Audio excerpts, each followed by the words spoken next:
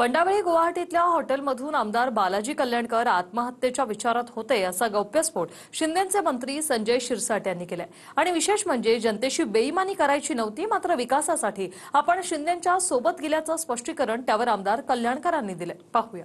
अरे तू नाही जेवला तर तसा मरशील, खाऊन तर मर। एकदा तर म्हणते हॉटेलच्या वरून उडीच मागते, आता आम्हाला संख्या मोजायची पडली, याची उडी खायची पडली। गुवाहाटीतल्या हॉटेलमधून शिंदेचे आमदार उडी मारणार होते, मंत्री संजय शिरसाटांचा नवा गौप्यस्फोट।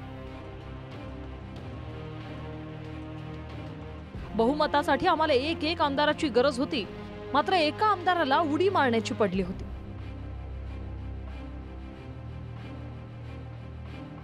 एखादा जरी आमदार कमी झाला असता तर आमचीही आमदारकी गेली असती, शिरसाटांचं खळबळजनक वक्तव्य। आपली आमदारकी जाईल या भीतीने नांदेड उत्तरचे आमदार गुवाहाटीत जेवतही नव्हते। फक्त जेवणच नाही तर हॉटेलवरून उडी मारण्याच्याही तयारीत होते, असा धक्कादायक दावा शिंदेचे मंत्री संजय शिरसाटांनी केलाय। तेव्हा आम्हाला एक आकड्याची गरज होती, त्यामुळे खबरदारी म्हणून आम्ही आमदार बालाजी कल्याणकरांसोबत 2 माणसं ठेवल्याचंही शिरसाटांनी म्हटलंय। जेव्हा आम्ही बंडखोरी केली त्या टायमाला ह्याला बी आम्ही घेऊन गेलो होतो। आता याच्या पहिली वेळ मायला चुकून झालोय, आमदार आम्हाला घेऊन चालले, मतदारसंघात गेलं तर काय होईल, जर आमदारकी रद्द झाली तर काय होईल, जेवतच नव्हता। मग त्याला सांगतो, अरे बालाजी खा रे बाबा। नाही सर, अरे बालाजी असं नाहीये, आम्ही पण हिंमत केली, आम्ही 42 वर्ष राजकारणात आहे। अरे तू नाही जेवला तर तसा मरशील, खाऊन तर मर। एकदा तर म्हणते हॉटेलच्या वरून उडीच मागते, आता आम्हाला संख्या मोजायची पडली, याची उडी खायची पडली। एखादा जर कमी जास्त झाला असता, आम्ही बहुमतातच नसतो आलो तर आमची बी आमदारकी रद्द। मग 2 माणसं त्याच्या बरोबर ठेवायचं।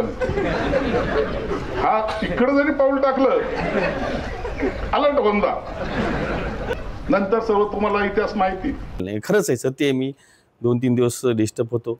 मी इथून हॉटेलून उडी मारल आणि मी संपून टाकेल मला। त्यावेळेस शिंदे साहेबांनी मला ताकद दिली, त्यांनी खरं सांगितलं आणि खरंच होतो मी डिस्टर्ब, कारण मी जनतेसाठी, जनतेनं मला निवडून दिलं, आमदार केलं आणि आज मी जनतेला धोका देऊ शकत नाही, हे खरं आहे। कारण जनतेनं मतदान केलं आणि त्या मतदानाला बेईमानी ही काही मनात पडत नव्हती, तरी बी जनतेचा विकास असे करण्यासाठी हे करणं जरुरी होतं, कारण त्याच्याशिवाय काही मार्ग नव्हता।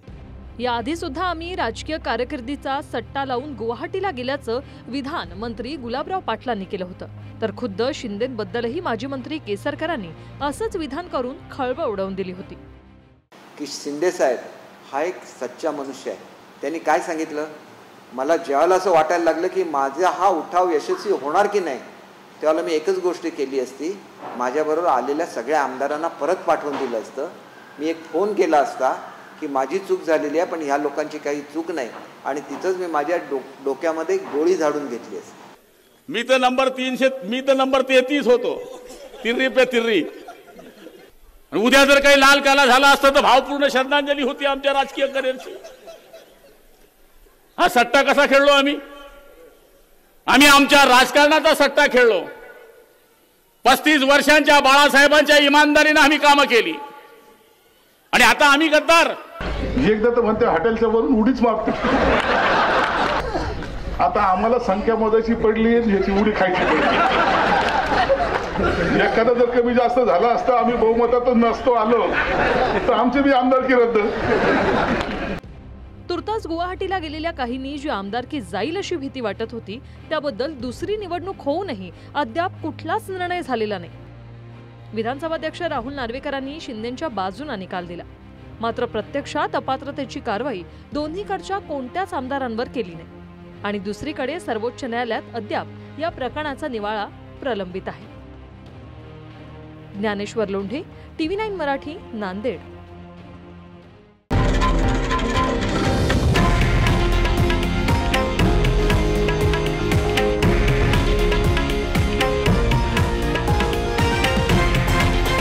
हे आहे देशातील नंबर 1 न्यूज नेटवर्क आणि आपण पाहत आहात TV9 मराठी, एकमेव.